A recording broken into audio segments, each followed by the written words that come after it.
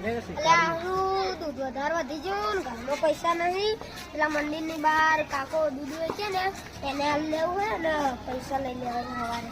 કાકા દૂધ લઈ લો અને હવા વેચી છે ને એટલે મને પૈસા આપી દેજો. સારું કશો વાંધો નહીં, કાલ વેચીને તમને પૈસા આપી. કેમ સરપંચ કાકા? આ દૂધ પડી? હા, એક ભાઈ આલી જો એમને કાલ પૈસા આલવાના છે. હાલવા ને તો મનાલ દે તો હું મારી રીતે રાખી લઈશ. હા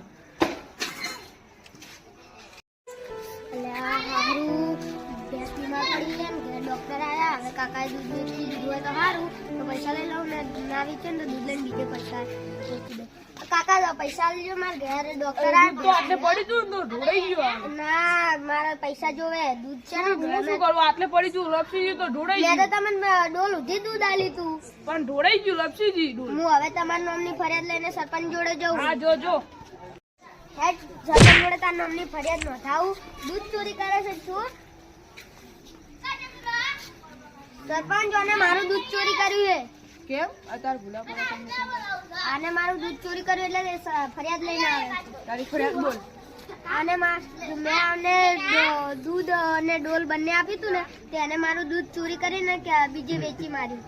2 મિનિટ મને વિચારા તો હું શોધીને કહું. મારું હારું દૂધ તો મેં લઈ લીધું છે ને આ દૂધ વેચવાવાળાને કેવી રીતે સોડાવું?